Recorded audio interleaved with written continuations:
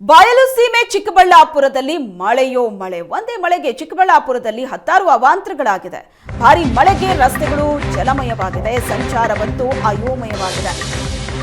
ಚಿಕ್ಕಬಳ್ಳಾಪುರದಲ್ಲಿ ಸುರಿದಂತಹ ಮಳೆ, ಒಂದೇ ಮಳೆಗೆ ಹತ್ತಾರು ಅವಾಂತರಗಳಾಗಿದೆ. ಮನೆ, ಅಂಗಡಿ, ಮುಂಗಟ್ಟುಗಳಿಗೂ ಕೂಡ ಮಳೆ ನೀರು ನುಗ್ಗಿದೆ. ನೀರನ್ನ ಹೊರಗಡೆ ಹಾಕೋದಕ್ಕೆ ಅಂಗಡಿ ಮಾಲೀಕರು ಹರಸಾಹಸ ಪಟ್ಟಿದ್ದಾರೆ. ದೃಶ್ಯಗಳಲ್ಲಿ ನೋಡ್ತಾ ಇದ್ರಿ, ರಸ್ತೆ ತುಂಬೆಲ್ಲ ನೀರು ನಿಂತಿದೆ. ವಾಹನ ಸಂಚರಿಸೋದಕ್ಕೂ ಕೂಡ ಅಲ್ಲಿ ಪರದಾಡಬೇಕಾಯಿತು.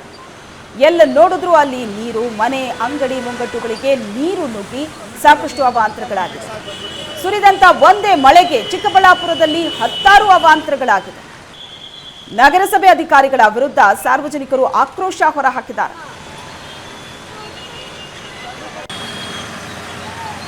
ಚಿಕ್ಕಬಳ್ಳಾಪುರದಲ್ಲಿ ಮಳೆಯಿಂದಾಗಿ ಸಾಕಷ್ಟು ಅನಾಹುತಗಳು ಸಂಭವಿಸಿರುವಂಥದ್ದು ನೋಡ್ತಾ ಇರ್ಬೋದು. ನಾವೀಗ ಚಿಕ್ಕಬಳ್ಳಾಪುರ ನಗರದ MG ರಸ್ತೆಯಲ್ಲಿರುವಂಥದ್ದು. ಇಲ್ಲಿ ಏನು ಮಳೆಯ ಸಾಕಷ್ಟು ಮಳೆ ಬಿದ್ದಿದೆ. ಮಳೆಯ ನೀರು ಸಮರ್ಪಕವಾಗಿ ಮೋರಿಗಳಲ್ಲಿ ಹೋಗದ ಕಾರಣ ಮೋರಿಗಳೆಲ್ಲ ತುಂಬಿ ಈಗ ರಸ್ತೆಗಳಿಗೆ ಬರ್ತಾ ಇರುವಂಥದ್ದು ನೋಡ್ತಾ ಇರ್ಬೋದು. ಏನು ಚಿಕ್ಕಬಳ್ಳಾಪುರ ನಗರದ MG ರಸ್ತೆಯಲ್ಲಿರುವಂಥ ಒಂದು ಗೋಪಾಲಸ್ವಾಮಿ ದೇವಸ್ಥಾನ ಬಳಿ ಅಂತಲೇ ಹೇಳ್ಬೋದು. ಈ ಒಂದು ದೇವಸ್ಥಾನದ ಮುಂಭಾಗದಲ್ಲಿರುವಂಥ ರಸ್ತೆಯಲ್ಲಿ ಈ ರೀತಿ ನೀರು ಇರುವಂಥದ್ದು. ಅಂದರೆ ಮಳೆ ಒಂದು ಕಡೆ ಹೆಚ್ಚಿನ ಪ್ರಮಾಣದಲ್ಲಿ ಬಿದ್ದಿದ್ರೆ ಮತ್ತೊಂದು ಕಡೆ ಈ ರೀತಿಯಾದಂಥ ಅವಾಂತರಗಳು ಸೃಷ್ಟಿಯಾಗ್ತಾ ಇರುವಂಥದ್ದು. ಈ ರೀತಿ ನೋಡ್ತಾ ಇರ್ಬೋದು, ಮೋರಿಗಳು, ಈ ಮೋರಿಗಳಲ್ಲಿ ನೀರು ಸರಾಗವಾಗಿ ಹರಿಯದ ಕಾರಣ ಈ ರೀತಿಯಾದಂಥ ಒಂದು ರಸ್ತೆಗಳಿಗೆಲ್ಲ ನೀರು ಬರ್ತಾ ಇದೆ ಅಂತ ಸಾರ್ವಜನಿಕರು ಸಾಕಷ್ಟು ಆರೋಪವನ್ನು ಮಾಡ್ತಾ ಇರುವಂಥದ್ದು. ಮಳೆ ಬಂದರೆ ಈ ಒಂದು ವೃತ್ತ MG ರಸ್ತೆಯ ಒಂದು ಏನಿದೆ ಈ ಭಾಗದಲ್ಲಿ ಸಾಕಷ್ಟು ನೀರಿನ ಅವಾಂತರಗಳ ಸೃಷ್ಟಿ ಆಗ್ತದೆ ಅಂತಲೇ ಸ್ಥಳೀಯರು ಹೇಳ್ತಾ ಇರುವಂಥದ್ದು ನೋಡ್ಬೋದು.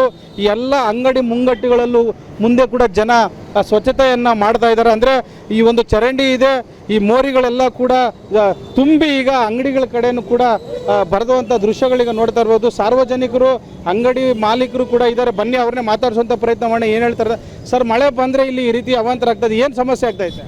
ಮಳೆ ಬಂದರೆ ಎಲ್ಲ ಅಂಗಡಿಗಳಿಗೂ ಇರುತ್ತೆ ನೀರು, ಹೋಗೋಕ್ಕಾಗಲ್ಲ, ಬರೋಕ್ಕಾಗಲ್ಲ.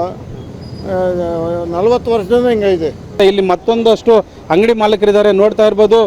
ಅಂಗಡಿಗಳಿಗೂ ಕೂಡ ಮೋರಿಗಳೆಲ್ಲ ತುಂಬಿ ನೀರು ಬ್ಲಾಕ್ ಆಗಿ ತುಂಬ್ತಾ ಇದ್ರೆ. ಬನ್ನಿ ಇಲ್ಲಿ ಮತ್ತೊಬ್ಬರನ್ನ ಮಾತಾಡೋಣ. ಸರ್, ಈಗ ಮಳೆ ಬಂದರೆ ಸಾಕು, ಮಳೆಗಾಲದಲ್ಲಿ ಈ ರೀತಿ ಸಮಸ್ಯೆ ಇದೆ. ಸೊ ಏನು ಸಮಸ್ಯೆ ಆಗ್ತಿದೆ? ಚರಂಡಿ ಫುಲ್ ಬ್ಲಾಕ್ ಆಗಿದೆ ಸರ್, ಹೋಗ್ತಾ ಇಲ್ಲ, ನೀರೇ ಹೋಗ್ತಾ ಇಲ್ಲ. ಯಾವಾಗ ನೋಡಿ ಸ್ವಲ್ಪ ಮಳೆ ಬಂದರೆ ಸಾಕು, ಎಲ್ಲ ಬ್ಲಾಕು, ಫುಲ್ ಬ್ಲಾಕು. ಎಲ್ಲ ಅಂಗಡಿಗೆ ನುಗ್ಗಿದ್ದು ಎಲ್ಲ ಸರ್, ಎಲ್ಲ ಪಜ್ಜಿದ್ದು ನೋಡಿ, ಇಲ್ಲಿಂದ ಅಲ್ಲಿವರೆಗೂ ಸರ್. ಎಬೇಂಗಮ್ಮ ದೇವಸ್ಥಾನದಿಂದ ಅಲ್ಲಿವರೆಗೂ ನೀರು ಹೋಗ್ತವೆ.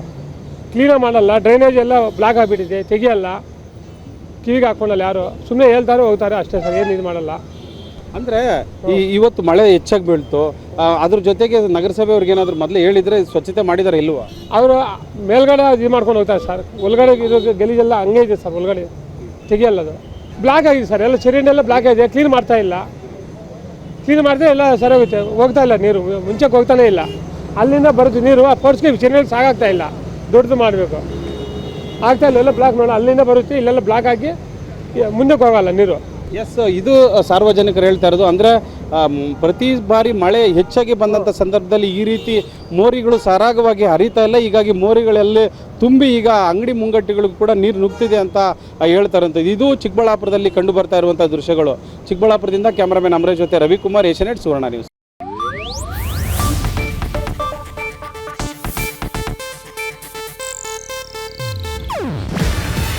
ಇದು ಏಷ್ಯಾನೆಟ್ ನ್ಯೂಸ್ ನೆಟ್ವರ್ಕ್ ಪ್ರಸ್ತುತಿ.